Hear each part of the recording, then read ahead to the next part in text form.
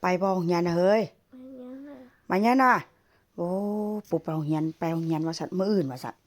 มื้ออื่นจังสิไปมันมื้ออื่นแล้วนี่นะอันมื้ออื่นแล้วได้หำติเนี่ยเจตาตายมาเนี่ยน่ะจังได๋ไปโรงเรียนมื้ออื่นจังได๋ไปมื้อนี้น่ะลุกขึ้นอ้ายน่ะลูกเขาเจ้าไปโรงเรียนกันหมดแล้วสิ8:30แล้วได้นี่ไดลุกขึ้นอ้ายน่ะเรียนเข้า9:00นสิบ่ทันหมู่ไดไปลุกขึ้นอ้ายน่ะซอจิกินอาหารเช้าแล้วซอจิ4แก้วไปแก้วกะจิเม่นแก้วลุกไวๆเช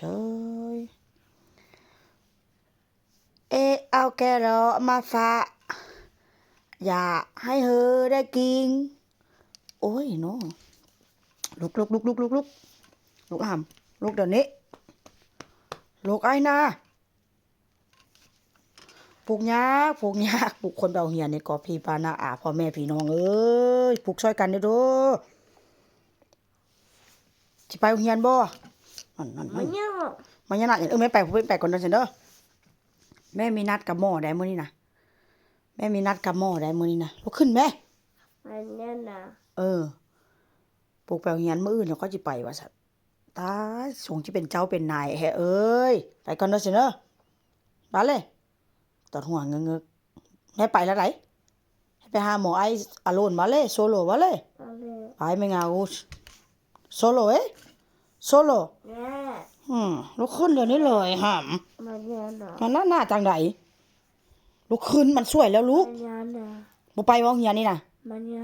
ลุกขึ้นไปมื้อนี้ไปมื้ออื่นจังไดtu solo y come con la mamá a casa estoy con la mamá venga ไปอยู่กับญาติสินะบ่ไปโรงเรียนนะบาหลีว่าซั่น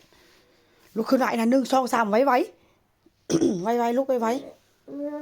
ลุกขึ้นเอาไว้ว่าปอไว้ลุกขึ้นจังนั้นลุกขึ้นจังไดa ver gente se vaya yo voy al hospital ya แม่จะไปหาหมอลุกขึ้นแม่มีนัดหมอ visitar el hospital hoy venga ¿por qué? Pa mira venga ลุกขึ้น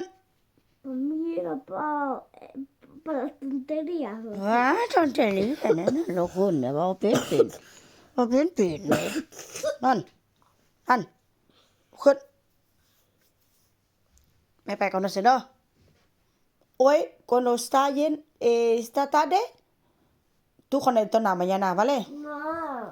ไปช่วยแล้วที่เขาปู่ไปส่งคันไปช่วยนะไปยุ่นหมดฮะ De la barra. No fueron. ไปยุ่นน้ำปู่อันนอนตื่นช่วยนะเพราะว่าปู่ไปบ้านสวนตัวเป็นนี่มันง่ายฟันดาลงตลาดเขาจะคิดเห็นหน้ากันง่ายๆนี่นะพูดเดี๋ยวหล่อฮะไอ้หล่อปะลุกขึ้นนะไอ้เลยไว้ลุกขึ้นลุกไปอยู่วันนี้สกวยหลานนี่ลุกขึ้นมันสวยแล้วแม่งาโอ้จำมันหนักเลยลุกเดี๋ยวนี้เลยนั่น